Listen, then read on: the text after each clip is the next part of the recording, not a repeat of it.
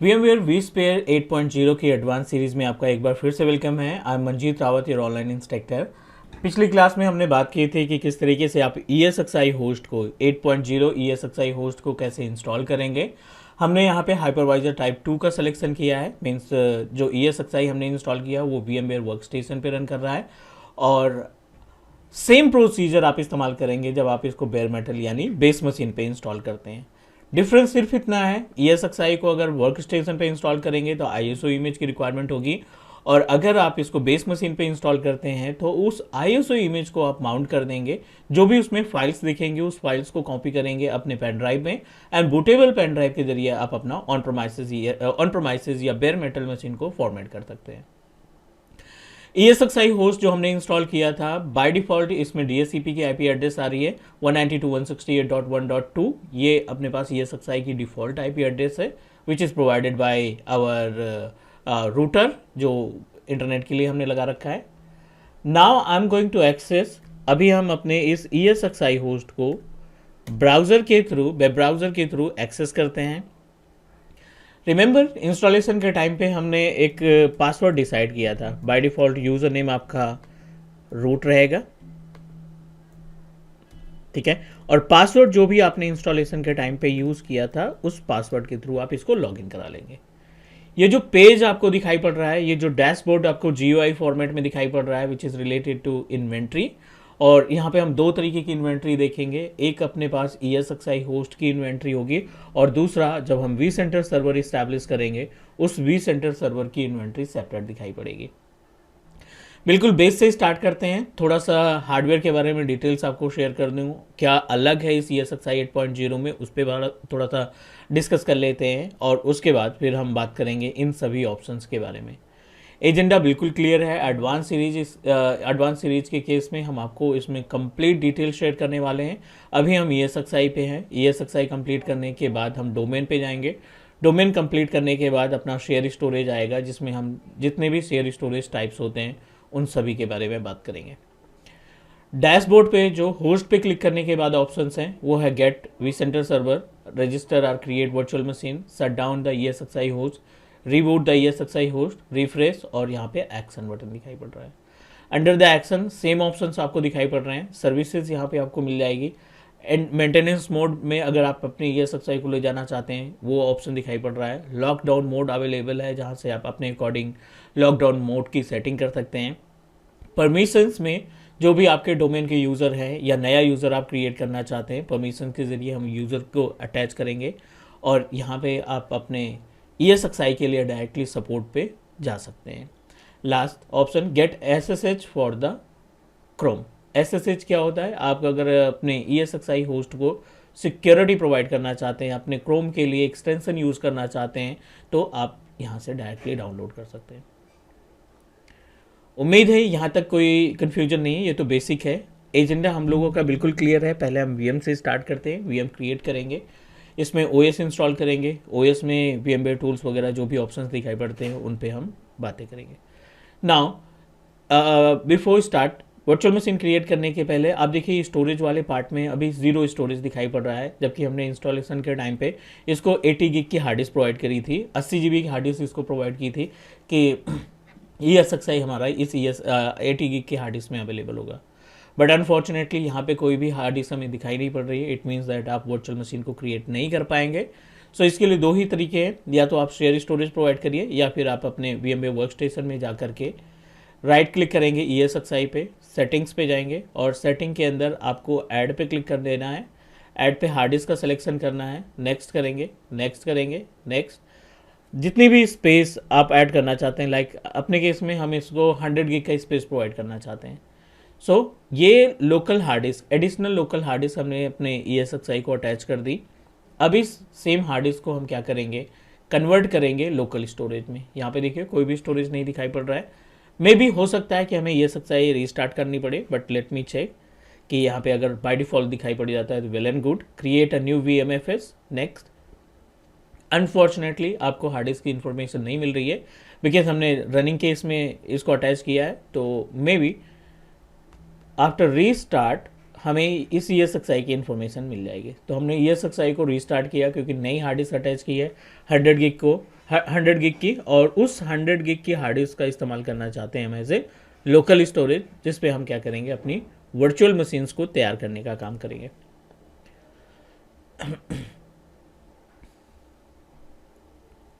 Installation is in progress,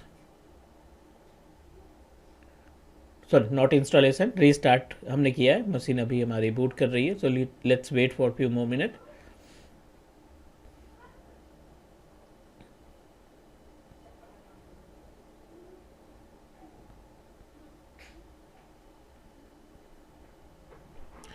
now our ESXi is ready to use, almost ready to use. जैसे हमें IP address यहाँ पे मिलती है, I am going to take the RDP again, not RDP, इस page को हम access करेंगे विच इज़ GUI इन्वेंट्री।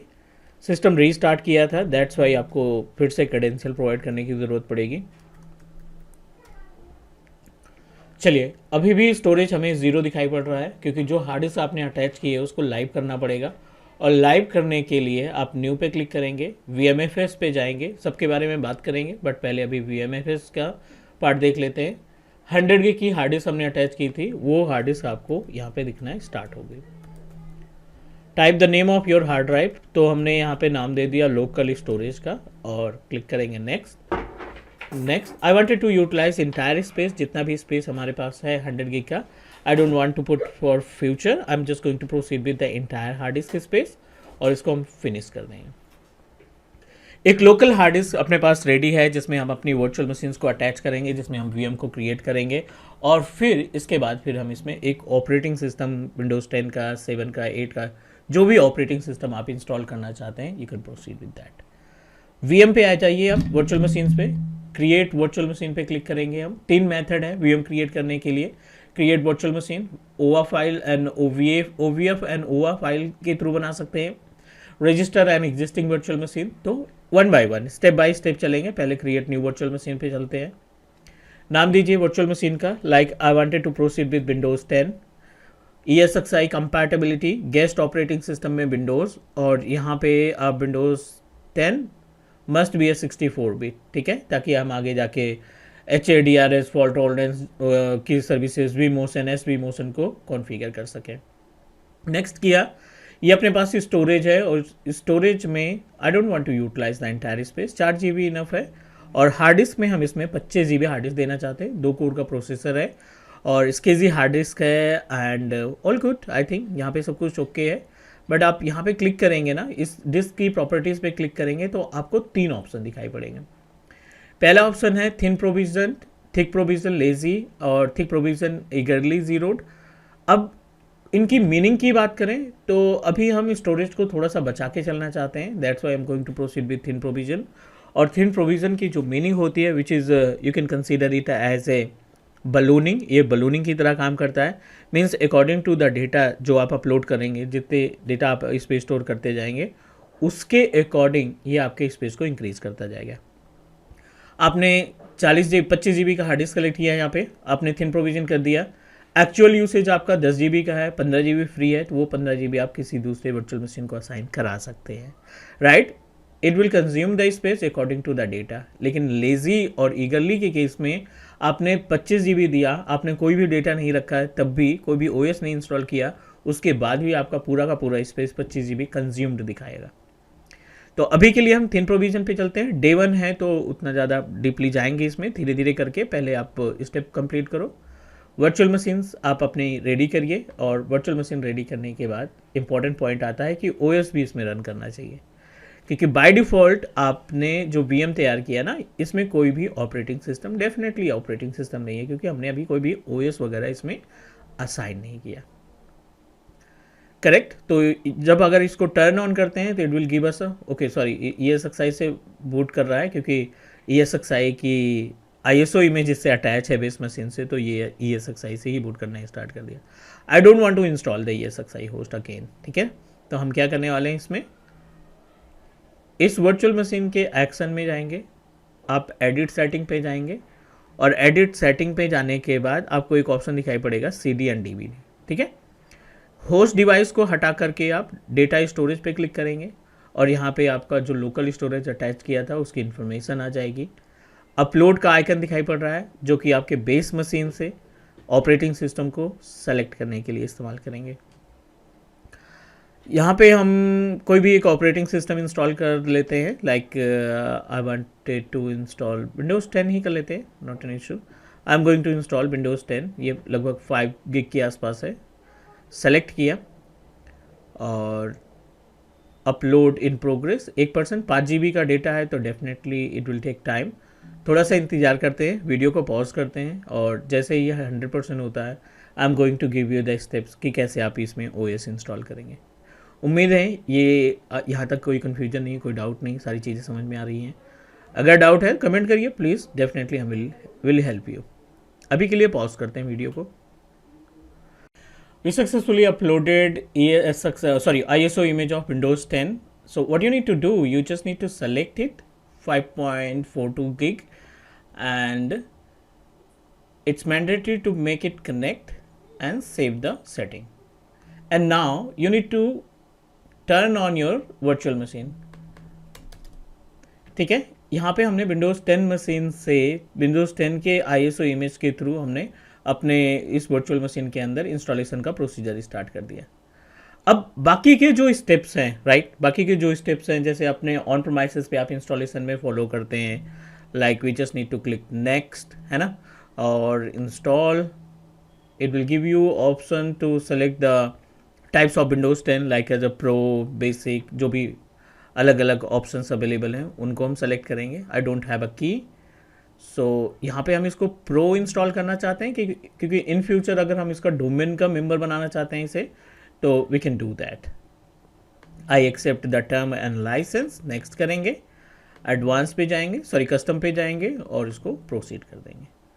ठीक है, अकॉर्डिंग टू द कॉन्फ़िगरेशन जो आपने अपने इस वर्चुअल मशीन में दिया है, हार्ड डिस्क में SSD है, रैम ठीक ठाक है, तो it will take hardly 5 to 7 minute और उसके बाद फिर आपकी वर्चुअल मशीन रेडी हो जाएगी। राइट, उम्मीद है यहाँ तक कोई कन्फ्यूजन नहीं होगा। सो लेट्स वेट, थोड़ा सा इंतज़ार करते हैं इंस्टॉलेशन का।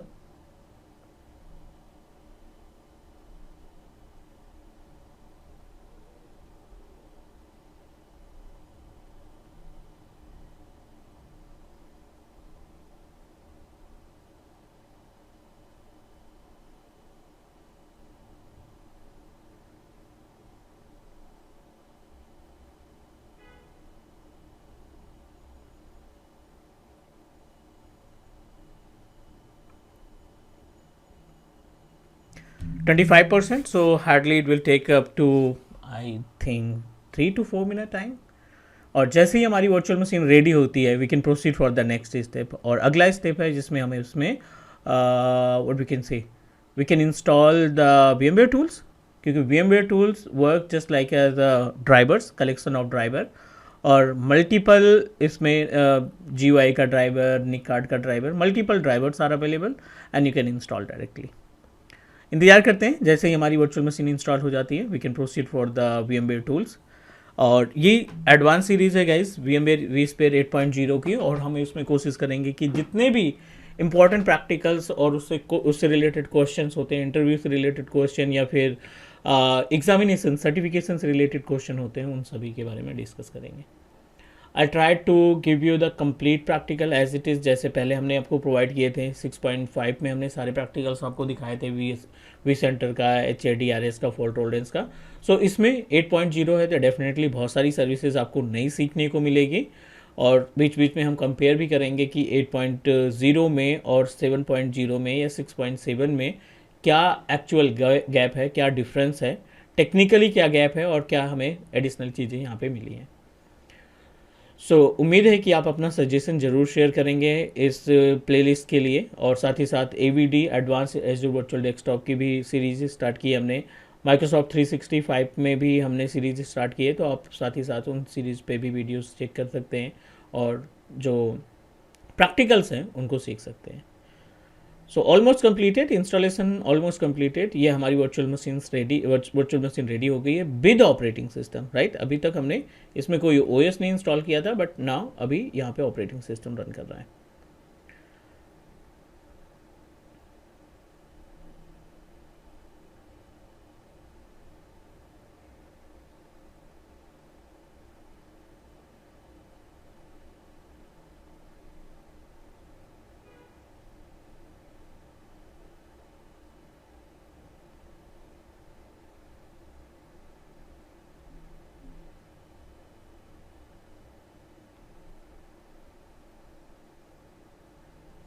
ठीक है, रीस्टार्ट डेफिनेटली जब आप ओएस इंस्टॉल करेंगे सिस्टम आपका रीस्टार्ट होगा and you need to fulfil some settings जो आप यू नो दैट विंडोज 10 के केस में देखते हैं.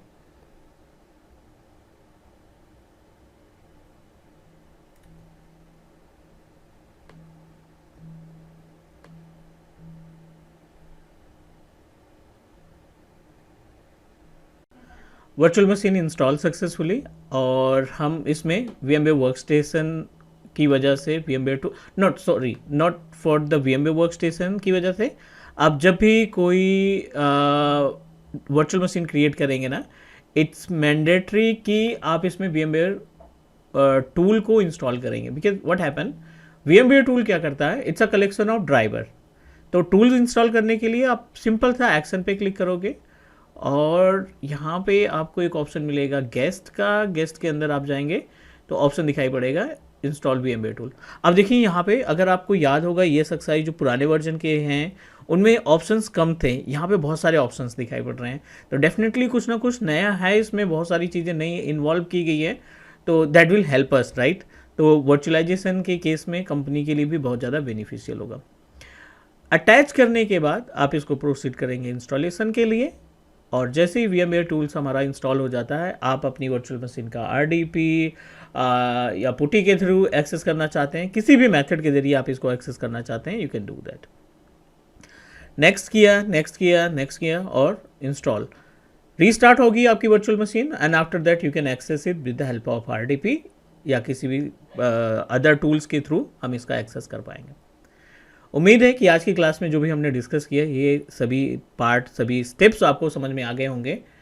तो आज के लिए इतना ही. नेक्स्ट मिलेंगे हम अगली क्लास में और बातें करेंगे इसमें वर्चुअल मशीन्स मैनेजमेंट से related. Okay everyone, thank you so much, take care, bye bye, do subscribe your on Teach Me Cloud YouTube channel. Bye bye guys.